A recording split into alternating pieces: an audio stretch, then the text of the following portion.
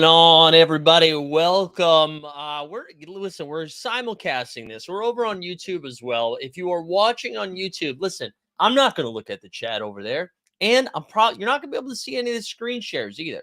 So if you're watching on YouTube, you can see a link that's in the chat, also in the description. Come on over to Playback, baby. But goodness gracious, we had some basketball this weekend. It was fun to. I watched so much hoops. Saturday was the only. I missed the first game Saturday. Missed a little bit of the Magic Cavs. Caught it yesterday morning, and then watched all of the rest of the action yesterday. A lot of action. Who do we got here in the Playback chat? I see we got Tabs here. Maddie Harrison, Yotza. Good morning. We've got. Am I muted? Am I muted for real? We've got. Okay, man. Boston base just like sucks, huh? We've got Sneeps up in here, JJL, Weisberg, Baudevine's here, the Common Man, Regulator, Boston base. This is your first time here watching over on Playback. Do me a favor, join the room, be a part of the gang. We're almost at 700 here, which, is a milestone that won't really change anything, but will make us feel good emotionally. And Snoopaloop letting us know it's Happy National Jelly Bean Day, which is pretty important. Oh, real quick. Let me hit you with what we got going on this week. So we're live right now. Tonight, we'll be on Playback again for Knicks Sixers with Weisberg and our friend DJ Sneeps, I think, will be out there. NBA Bit is going to be right here Monday through Friday at 9 a.m. I might do a Playback for the Lakers-Nuggets game. It depends where I'm at emotionally. You know what I'm saying? Oh, Veronica's in the chat. Let's go, Veronica. So we'll see where I'm at, but we've got a lot of action. The 89 Cavs will be back this week we'll play back another game like we did last week. And then Live Before Lock is back on Friday. That's when the So Rare content returns, since they're doing like a full calendar week for this game week. So that is the business for this week, but appreciate everybody that tuned into some of our content. We had a fun Live Before Lock on Saturday morning. Weisberg saying what I just said a second ago in the chat. That's good. And again, just a reminder, if you're over on YouTube, come on over here. Come on over, baby. Let's get into some of this basketball. I'm excited. I am excited about what went down last night. And this is what we're going to start with here. I've got we're going to start with the game, the latest game of the night. We had Pels and Thunder. That was the most exciting. And this is what we need to share here. We're going to go over to Twitter. Let's start with this. I thought this was a fun joke here. This was after a tie-up. J-Dub and Jonas Valanciunas got into a jump ball action, and then J-Dub finished it with just like some straight barking. And then after the game, this was the breakdown from our guy J-Dub here after the game. Let's listen to this here real quick.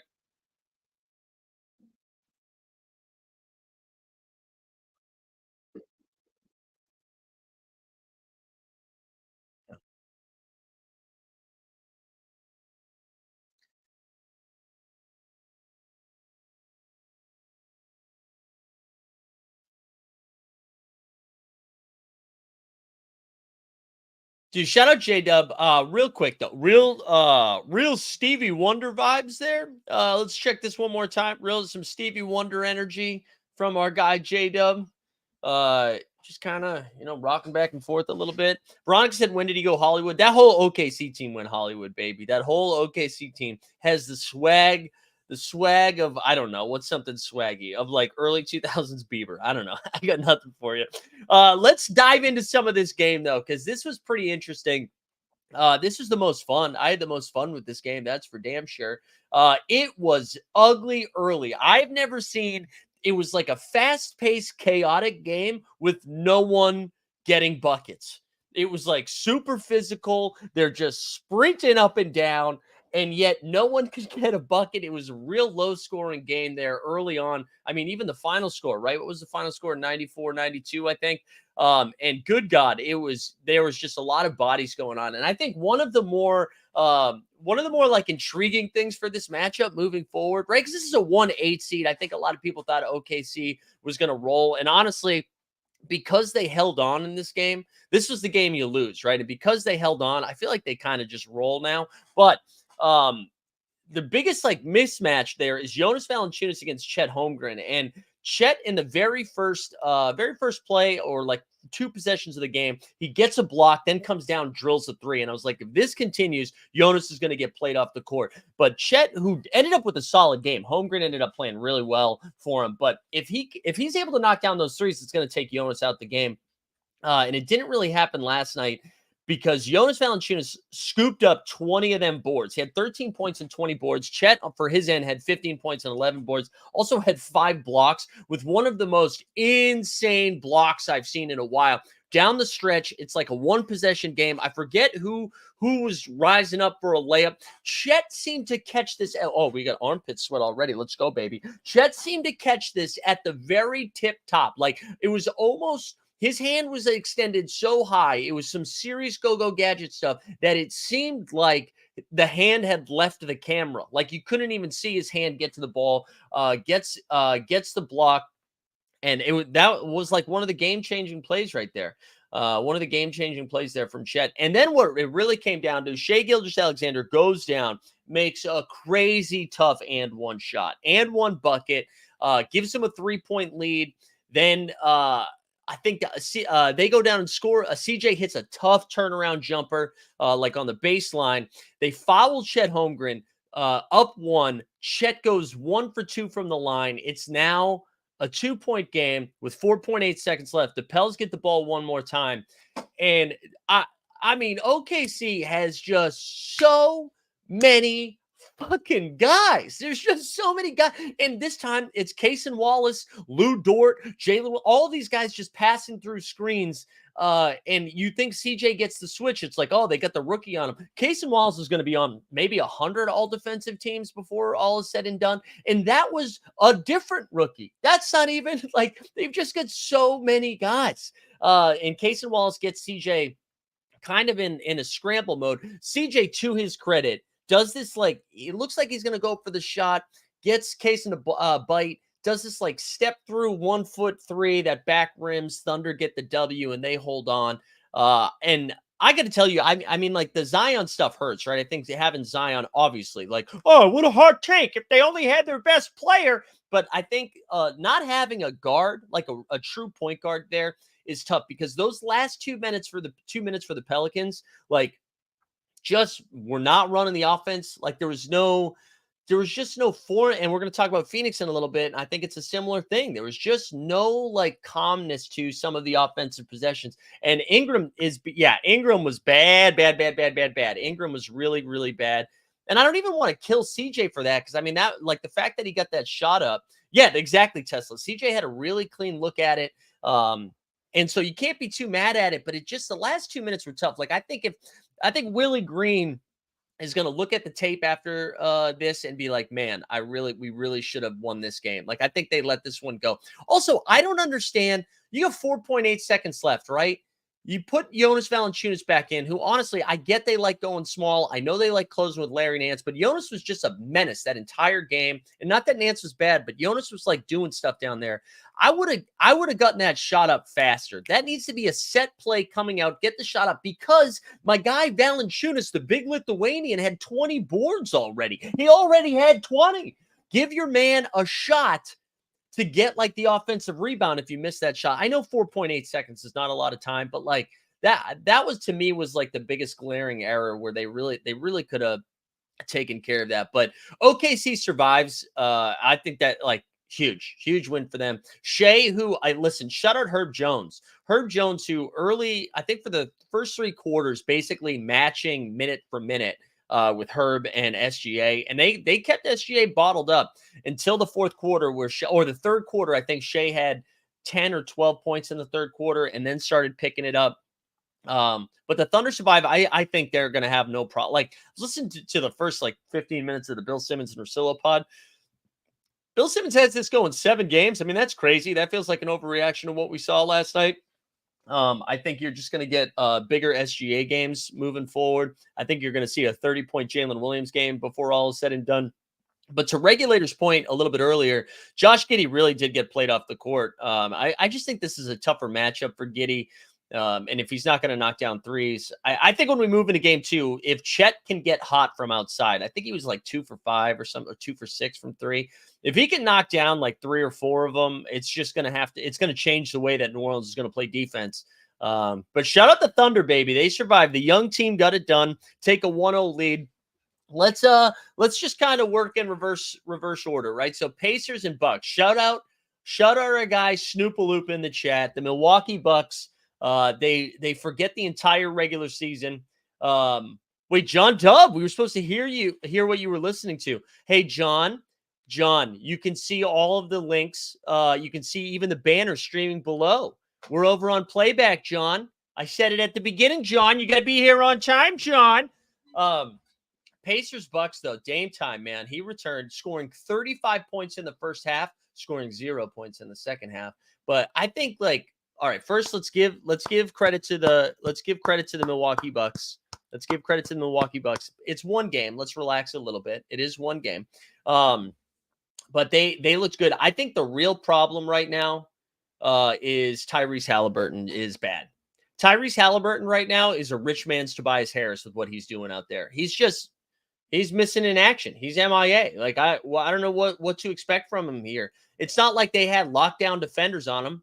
It's not like they swallowed him up. He's either just not 100% right, or we all overreacted to the first 6 weeks of the NBA season. Because it was tough. Regulators saying the Pacers missed Buddy. Are they? Why? I mean, Buddy was still a bench guy. I don't know. I think. Do you think the Sixers missed Buddy too?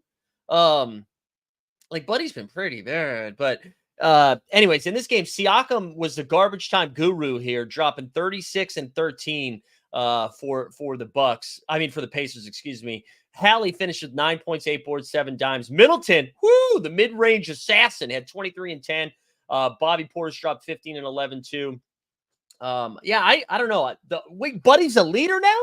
What's the history of Buddy Hield's leadership abilities? Have we talked about it? Doesn't he request trades a lot? Is that what I need to know the buddy stuff. But yeah, the Pacers, they look bad. I'm not going to overreact too much. I know when you are the away team, he asked for trades multiple times. He definitely did. Remember, he was mad he wasn't starting for a little bit. This is multiple years he asked for trades. I think, right, when we talk about the away teams that lost, right, because most of the home teams held serve through the weekend. The away team's responsibility is to win one of the first 2, right? That's what needs to happen. This seems like this could, and to Tesla's credit, maybe them being frauds, this does seem like the Bucks are just going to roll all over them. I don't really understand.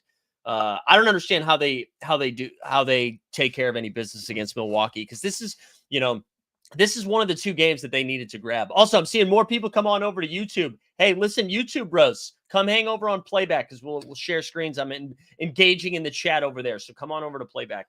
But yeah, man, Milwaukee was they just looked hungrier, man. They were playing faster. They were playing with purpose. They were defending a little bit better.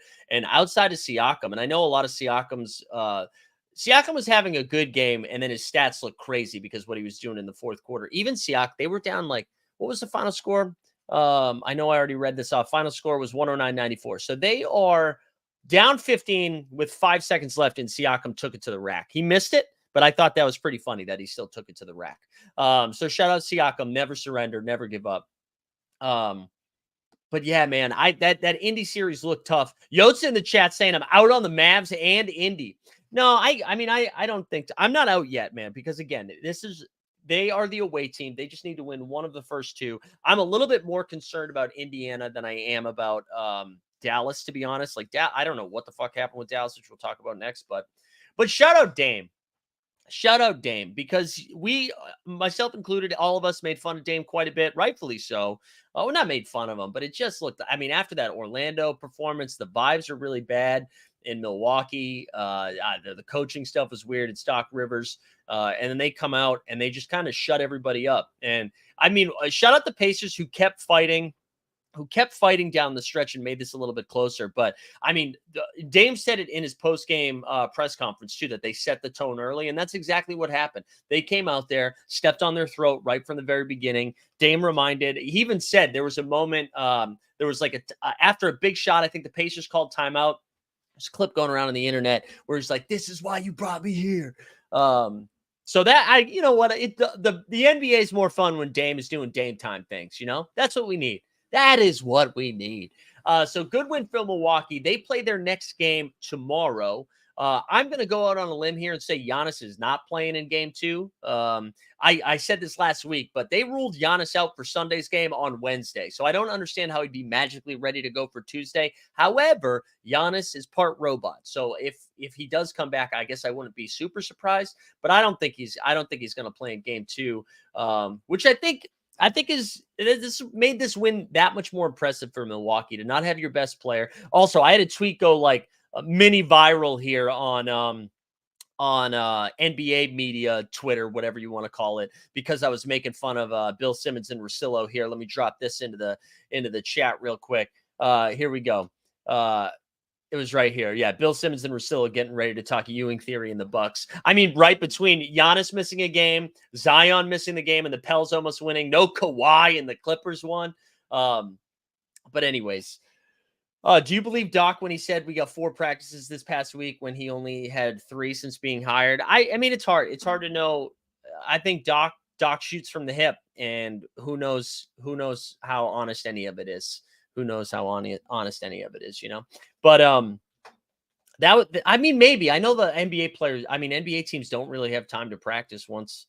I feel like you can get one in during the All-Star break if you need to, but usually they go on break, right? So, but anyways, good win for Milwaukee. Game 2 on Tuesday.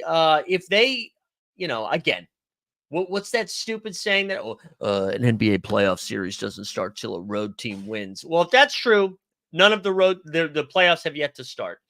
But game 2 will be spicy. There's going to be a lot of pressure on both Halliburton and the Pacers to make something work. What was kind of crazy, I actually thought Nesmith did an okay job on Middleton. Middleton was hitting some crazy tough shots. But so between Middleton and Dame just going bonkers. And then the Pacers could not buy a 3-point. I mean, they could not buy there was a lot of poor shooting from the away teams. That's for damn sure. Let's go to the second game of the day yesterday. Dallas Mavericks, they came out, and you know what they decided? They decided the playoffs don't start either. They were like, let's not try. Let's treat this like it's a YMCA game. I mean, it was awful. Now, some of the stats are going to look really good here, right? Like you'll see Kyrie and Dame combined for 64 points. Luka had 33, 13, and 6. Kyrie had 31, 7, and 4. But, I mean, a lot of that came in the second half when the game had already gotten away from them. And, I mean, Dallas was just terrible from 3. Let me pull up the stats here quickly. They finished the game 10 for 33 from 3 for 30%. But again, a lot of that was in the second half, while the Clippers shot 50% from 3, 18 for 36. But the real story, I think, is we bought a Zubac was just out there bodying human beings. He was a monster for the Clippers. And a lot was said for the Clips when they made that trade for Gafford. It's like, ooh, they got Gafford, a wily vet starting with Derek Lively coming off the bench, or Maxi Kleber. And instead what ended up happening was Zubac just body. Zoo finished the game. What was that final number? He had a big one, 20 and 15. James Harden, you know, we make fun of playoff Harden, but game 1 Harden hits different. We've seen this before. He had 28 and 8. Paul George had 22 and 6. Russell Westbrook coming off coming off the bench like a bump of speed, was just out of control. I mean, his line only looked like 13, 4, and 4, but good Lord, Russ was out of control. Really good to see it. The chat was saying Gafford injury updates. He came back in the game, so he got picked up 2 fouls right away. 2 fouls immediately, left the game. Then he comes back in, got hurt. I think he played 6 minutes almost through the entire first 3 quarters. He did come back in the second half, played a little bit better. Was still no good.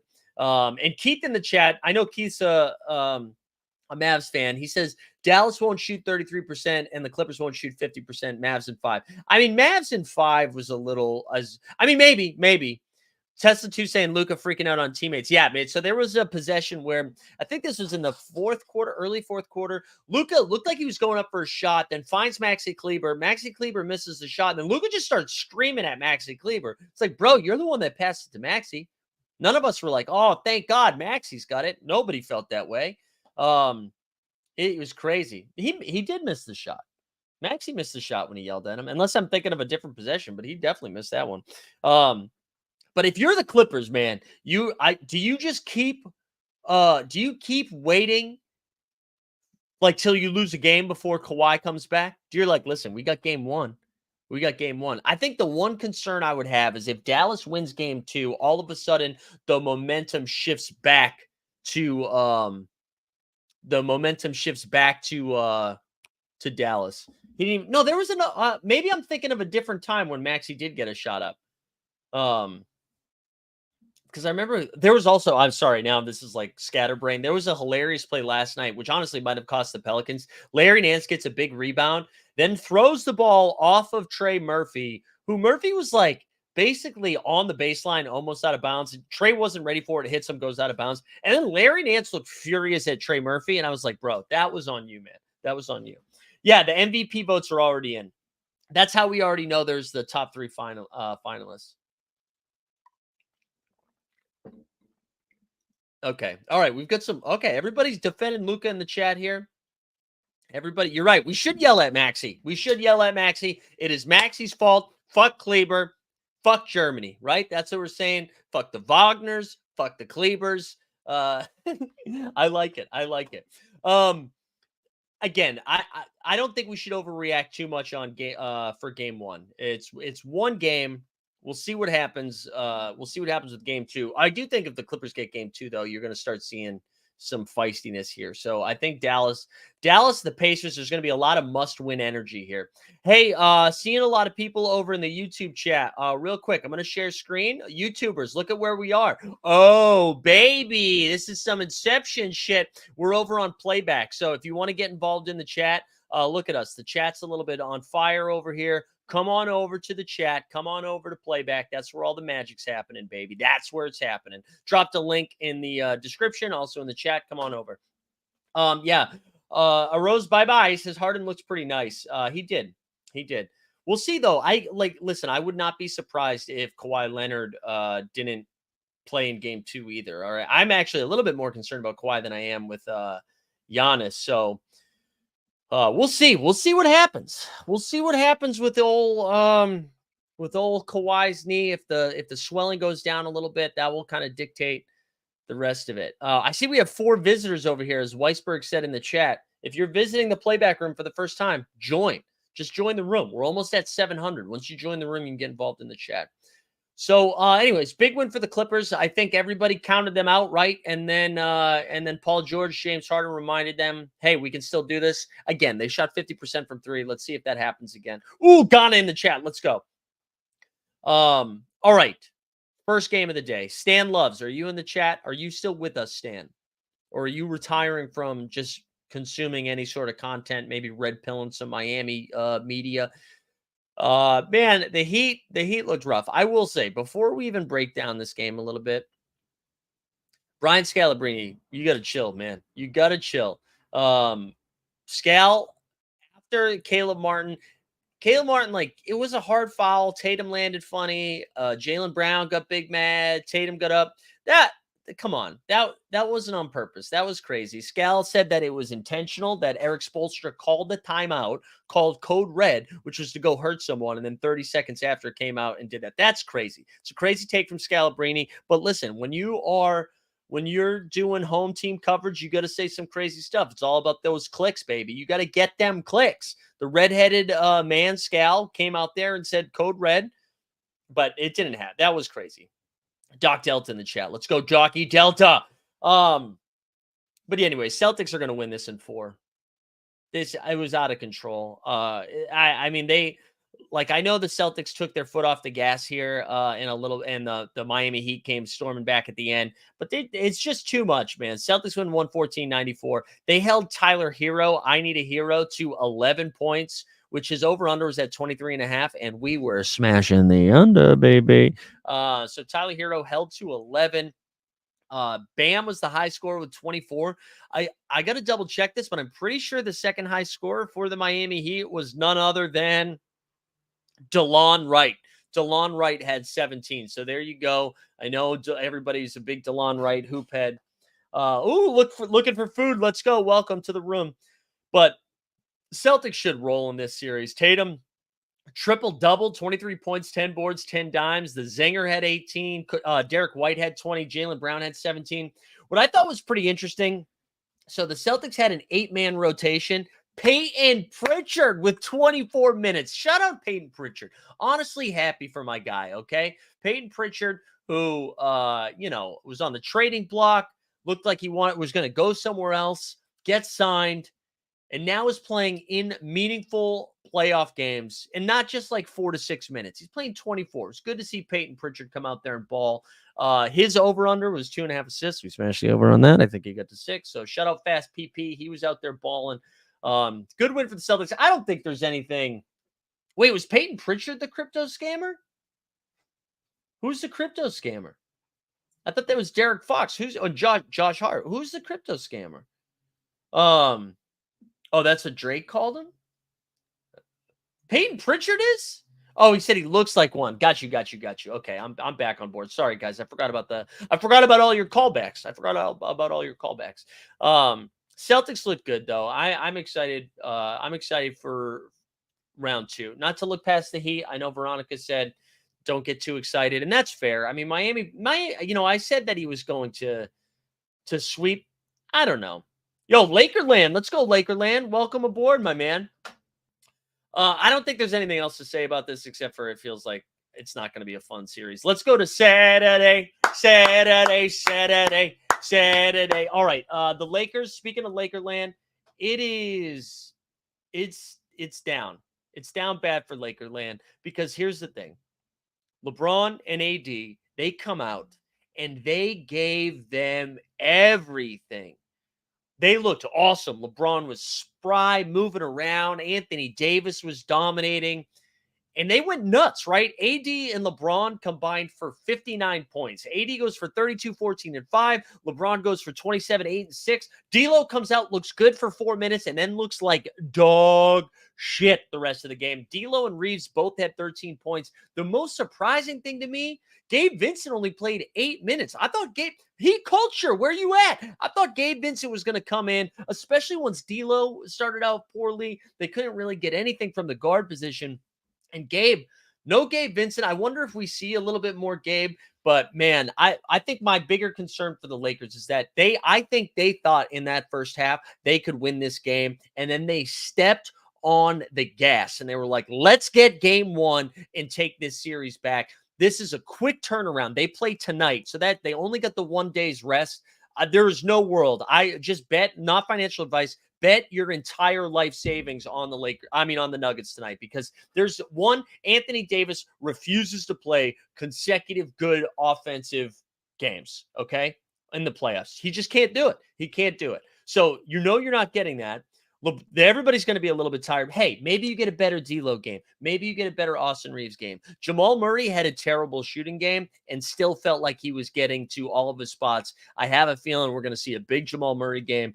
He finished that game with 22, 10, and 6. Michael Porter Jr., all distractions aside, he looked great. He dropped 19. Aaron Gordon was doing like a Draymond Green line, 12 points, 11 boards, 7 dimes. And then Nikola Jokic continues to remind everyone why he is the best player in the world. He dropped 32, 12, and 7. And they just feel, shout out Thanos, they feel inevitable, right? It was like, even when it was like a 2-3 possession game, they just start rolling and rolling and rolling. And then it's over. It's over. So I think Denver probably runs away with this one. And then we'll see what happens. Let me catch up on the chat here. Yeah, Lakerland says definitely to different halves. Yeah. I mean, in that first half, I was like, shit, man. Lakers might have a shot. LeBron with 7 turnovers was a little wild. That seemed like a lot of turnovers from Bronny. But we'll see. I do think Denver's going to roll here in game 2. I think the Lakers can still steal one at home. I just don't know if they're going to have the juice to like, again, the altitude, baby, the altitude. Okay. I don't know if they're going to be able to, rest up and do it again. I'm tired from watching games. I can't imagine LeBron coming out. Yeah, we'll save that question, Rose. We'll get to it. Actually, that's the next game, right? We can just move on to that. Knicks Sixers. Because I'm drafting on Underdog for tonight, and the way they have the rankings, they've got Jokic 1, 82, LeBron 3, Embiid 4, because they think Embiid's playing tonight. There's no way Embiid doesn't play. There's no way, right? I just can't imagine a world in which Embiid doesn't play tonight. So I'm going to assume he's going to play. There's going to be a way to change your name in there, Arose. Bye-bye. I'm not really sure how to do it right now, but I can look at it after. There's got to be a way to do it. Maybe Weisberg knows. Knicks Sixers game was spicy, baby. I'm excited for this series. I think it's going to be a lot of fun. Knicks win this one 111-104. Also, hey, congrats to all the Twitter doctors who held a straight-up funeral for the Sixers for Joel Embiid specifically. There were some wild out-of-pocket tweets when Joel Embiid went down. And for those that maybe didn't see it live, Embiid in the paint picks up his dribble, gets caught, throws it off the backboard, throws it down, lands a little funny, and then was doing a weird thing. Whereas only one eye was blinking. That's what made me the most nervous. Goes to the locker room, misses the last 3 minutes of the first half, and then Knicks go on a run. We go to halftime, and then the tweets were out of control. Let me see if I can actually find a couple here that I can share. I know our boy Packrip had a wild one, but I had one from. I had quote tweeted one. I think it was Ashley Nicole Moss, who I enjoy. I think she's a good follow. Here we go. Let me. Actually, I forgot I can just drop it in the chat and it pulls up. So here we go. The tweet was. Embiid should have not seen the court for the rest of the season after his diagnosis came in. He was always just a fall away from this happening. You have to save a player from themselves sometimes. Philly failed by being greedy for the hope of an improbable outcome. Well, Ashley Nicole Moss, who again I am a fan of, we quote tweeted that with, and guess what? Joel Embiid started the second half. I just thought everybody, before we even fucking knew what was going on, everybody was losing their mind, being like, I called it. I knew it since the very beginning. And shout out Packrip. Packrip had a fun one too, although he tweeted a lot of times. We're going to find out meh and Solana and all. Oh, here it is. Here was another one. Yeah, I hate that I was right about Embiid. Seriously, for the sake of his own health, I hope they don't pump him full of drugs. I mean, come on, bro. Come on. I just say you're a Knicks fan and you're scared of Embiid. That's what it felt like everybody was doing. Everybody seemed to be smarter than everyone else. And listen, that doesn't mean Embiid can't get hurt. But I imagine they were like, listen, you can play. It's not going to get worse, right? If there was a risk that this was going to be like a career-ending injury by going back out there, or it was going to further damage his health, well-being, whatever, I don't think he would be out there. Anyways, enough about that. Embiid finished this game with 29. Maxey had 33. Maxey looked like the fastest man in America. Lowry had 18. But for the Knicks, it was Josh Hart. Josh Hart is awesome. 22 points, 13 boards, hit 4 triples, 3 of them in the fourth quarter. Miles motherfucking McBride was plus 37 off the bench. He had 21. Mitchell Robinson looked like a god out there with 4 blocks, 8 and 12. And the Knicks hold on. I think, to me, like a couple, like let's shout out Josh Hart. Josh Hart is a dog. This whole team is dogs. Mitchell Robinson and Hartenstein, they have like two big boys that they can just throw at Embiid to try to slow him down. But to me, the craziest thing about this entire series right now is going to be Tobias Harris. Tobias Harris, if you were to say, listen, maybe Tobias doesn't seem like he's got that dog in him, right? Maybe Tobias isn't a solid defender, not really a playmaker, but at least Tobias Harris can get buckets, right? Tobias Harris took 7 shots, 7 points on 7 shots. Bro, if you're going to play 35 minutes, I need you at least to do the thing that you got to do. Like, what are we doing? I can't believe I'm going to say this. Nick Batum should be starting over Tobias Harris. If Tobias is going to take shots, he can't be playing this many minutes. He can't start. The Sixers are so inept at rebounding. Embiid, not even the best defensive, like not a great defensive rebounder. Oubre can't rebound. Maxey is my size. Lowry, I see Tesla's comment. Lowry was awesome. And Lowry's still going to get you a couple of boards. But Batum can at least grab some boards. But Tobias, wake the fuck up, man. What are we doing? Lowry was awesome. Lowry, you know who needs Lowry right now? The Miami Heat. Lowry is, I was really excited for the Sixers backcourt when Melton was going to come back. I thought if you could start Melton and Maxey next to each other and then have somebody like Kyle Lowry come off the bench, whether he's paired up with Maxey and be more of the defensive guy like he's doing now, or plug him next to Melton where he takes more of the playmaking responsibilities on. I was like, that's like a fire guard rotation for a playoff run. You got a little bit of everything. And Lowry has stepped up. He's been awesome. He really has been awesome. Yeah, regulator, I saw that. I sent it to Justin Catchins, and he was like, you can't hurt me, bro. You can't hurt me. I'm already dead. But Lowry has been great. But we need to talk more about the Knicks. I mean, Mitchell Robinson, Miles McBride, Isaiah Hartenstein actually didn't do too much. What the most surprising thing to me, Mitchell Robinson out-minute Hartenstein 30-18, I think it was, coming off the bench. So I thought that was pretty impressive. Also, Bojan Bogdanovic, who was like battling wrist injury too, still was like pretty effective off the bench. I think heading into game 2, I mean, obviously, ready? Here's a great pundit take. I think the series depends on Joel Embiid's health. If Embiid is good to go, I think this series is going 6 or 7 games. I do. I think it's going 6 or 7. Because Embiid's awesome. Embiid is awesome. And I do think you're going to, like, is Josh Hart going to knock down 4 triples again? Is Miles McBride, is Mitchell Robinson and Hartenstein going to be able to defend like that this entire series? I thought regulators said, who did OG guard the most? So they put him on Maxey in the first half, which I was surprised by. They put him on Maxey in the first half.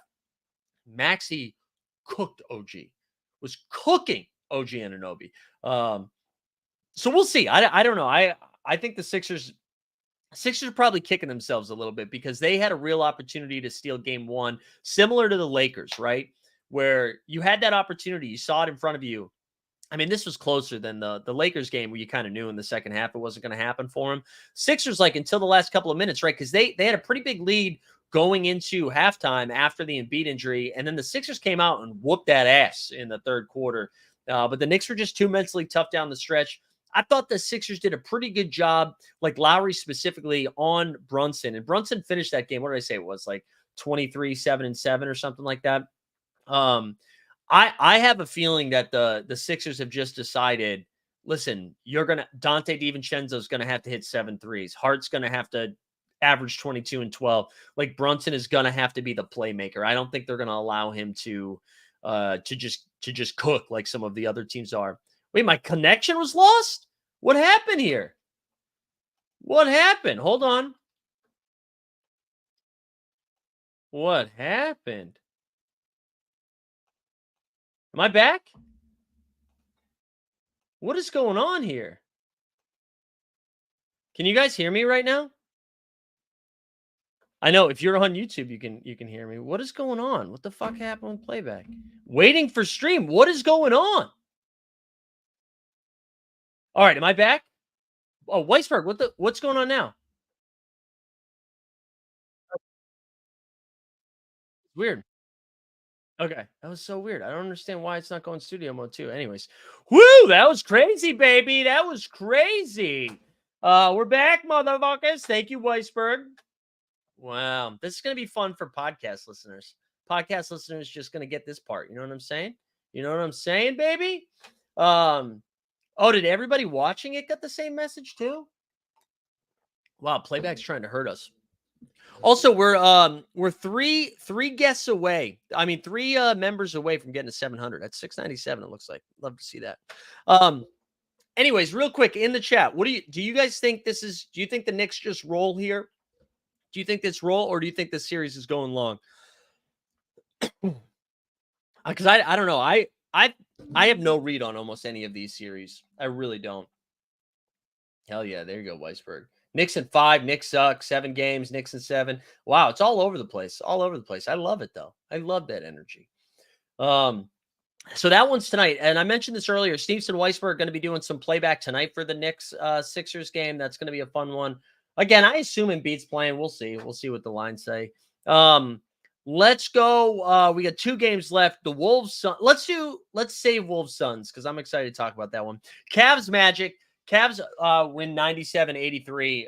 Holy shit. I mean, like, listen, the Magic actually did what I thought they were going to do, which was defend the hell out of him. I thought they were going to be able to, like, I know Mitchell had 30 points, but it felt like a contained 30. Evan Mobley came out, dominated the first quarter. But if you're a Magic fan and you want glass half full, Mobley kind of did shit the rest of the game. But combined, Allen and Mobley were just pretty dominant, right? So Allen goes for 16 and 18, Mobley 16 and 11, Mitchell for 30, and then Garland 14 and 8. Orlando just could not get a bucket. And honestly, the person that I'm most disappointed in is the coach, Jamal Mosley, because he played 5 Magic guys off the bench. Like, no real team, no real playoff team has a roster 10 deep. Also, I'm talking to you, Mark Dagnall, because you also played 10 guys. You got to trim the fat a little bit. You can't be having 10-man rotations. Maybe because it's game 1, they were just testing some stuff out or whatever. Maybe that's why. But good Lord, you cannot be playing 10 bros. Joe Ingles, and they not only did he play 10 bros, 10 of them. Yeah, well, at least the Pacers. I guess you know what, Tesla, to your point, the Pacers were down bad, but so were the Magic. So maybe you give them credit for that. But like, so they start Jonathan Isaac. They start small against the Twin Towers of Cleveland. Wendell Carter Jr. comes off the bench. He plays double-digit minutes. Joe Ingles plays double-digit minutes. Cole Anthony plays double-digit minutes. Markelle Fultz plays double-digit minutes. And I'm blanking on the other one. But they all play double-digit minutes. It's too many minutes for Orlando. I think if I'm the Magic, and listen, I am a big fan of Jonathan Isaac, his political views. No, I'm a big fan of Isaac, what he can do defensively for the Orlando. I think it makes a lot of sense. But here's the thing I noticed in going back and watching this.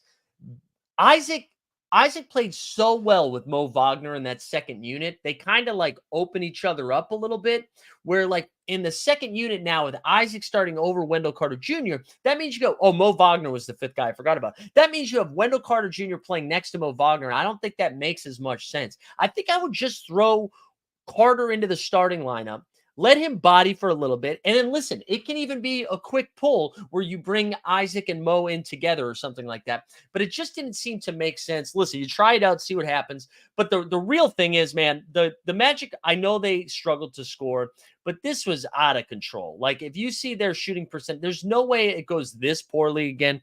They shot 8 for 37 from 3, 21%. I mean, what are we doing here? It was really, really bad.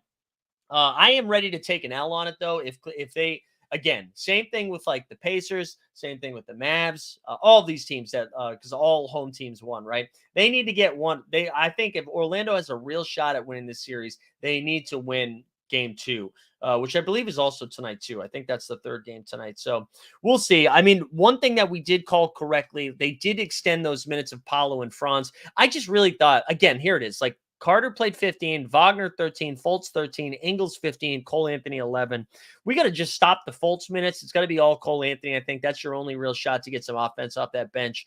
I thought Gary Harris did a pretty good job on Donovan Mitchell, and I was listening to Nate Duncan over the weekend. I totally forgot about this. And that Jazz Nuggets series from way back when, I forgot that Gary Harris missed like the first game or two, and then he came in, and this is when Donovan Mitchell was dropping. I think this was the bubble series. He was dropping like 50 a game a couple of times. Gary Harris came back and locked them down. So Harris on Mitchell was like a fun throwback. But Franz played 38 minutes. Paolo played 41 minutes. I expect to see more of that. So for you gambling freaks, there you go.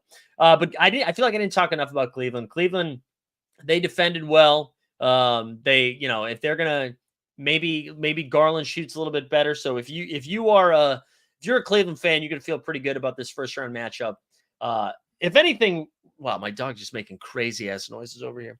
If anything, we learned that I think both of these teams get smoked in the second round. That's kind of how I feel. Really, like it weirdly feels like the Celtics have the easiest path and they should feel the least amount of pressure, but should feel the most amount of pressure because of how easy this path is.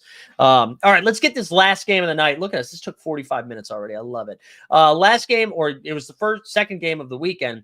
The Minnesota Timberwolves took on the Phoenix Suns, and ooh, baby, Ant-Man, Anthony Edwards. He was awesome. He was lovable. It was fun to watch. I freaking loved it.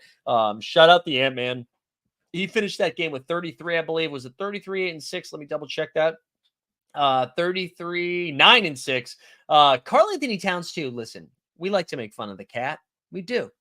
Karl-Anthony Towns was great in this game. And I think if it wasn't for foul trouble, which I know is a problem for him in the playoffs, he would have had a bigger game. So he finishes this game with 19 and 7 and 4, I think, 19, 7 and 5. He got in foul trouble early, and then the Timberwolves blew him out, so he didn't have to come back in. I was proud of myself for capitalizing on this because I knew this was going to be a KD series. What I was really surprised about, Chris Finch, baby, pulling some strings. He put Karl-Anthony Towns on Kevin Durant to start the game, which I was surprised by. They gave McDaniels to Booker. KD cooked naturally, right? But one of the things about Kevin Durant, he's kind of this like weird ISO scorer, right? Makes tough shot, elite shot maker. I don't know, even his time with the Warriors, right? I don't know if you would consider KD to be like a ball mover.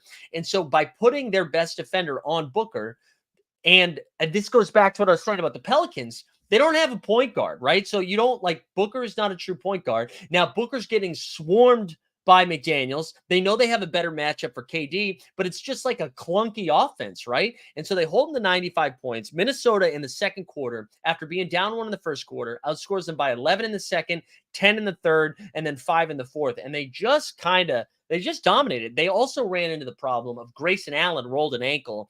I don't know if we have. I mean, the good news is for the Suns, they don't play until tomorrow night, I don't think.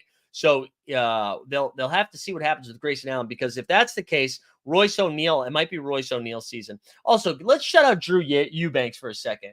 Drew Eubanks played 9 minutes and was minus 14 in 9 minutes. Just terrible. Just got absolutely cooked.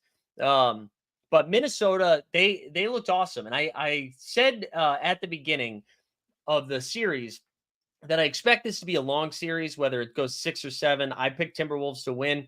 But I did say I thought this was going to be a long series with all blowouts.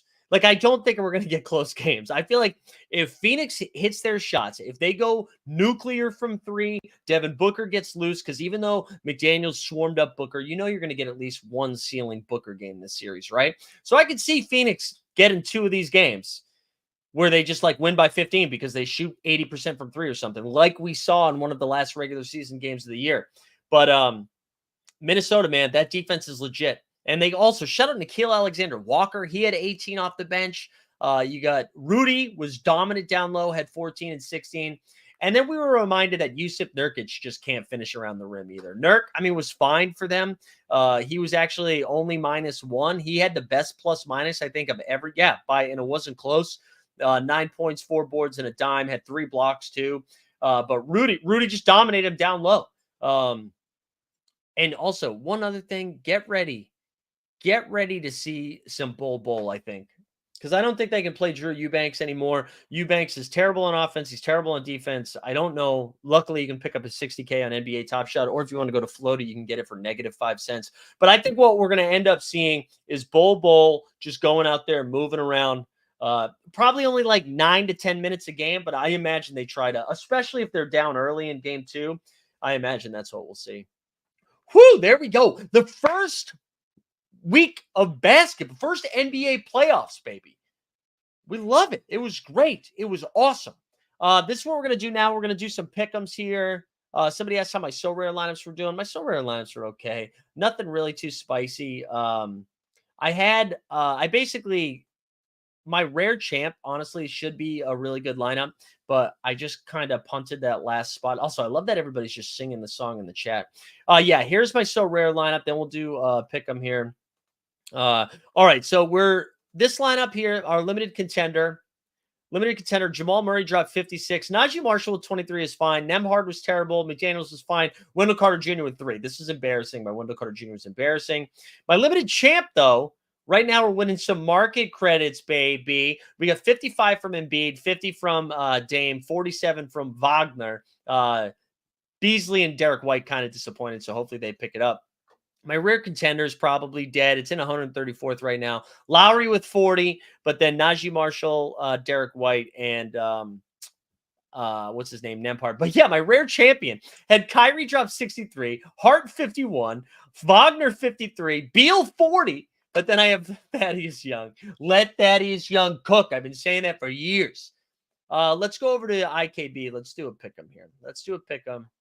And then we'll get ready to wrap up. Also, shout out IKB, man. I had a brutal weekend for picks because I just, you're trying to hit 3. You're trying to leg out 3. And I went 2 for 3 in almost every single one of them.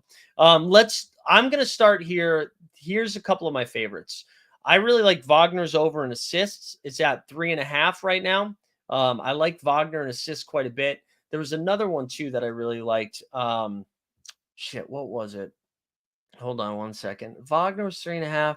Oh, and Mitchell over 4.5 assists. I kind of like both of those. I kind of like Wagner and Donovan Mitchell quite a bit here. Let me go back to, let's find if Mitchell's line is still there. 4.5. There we go. This is going to be our building blocks. All right, what does the chat say? The chat says, going through underdog this AM, not officially yet, but early thoughts. Mitchell over 26.5 and Embiid on.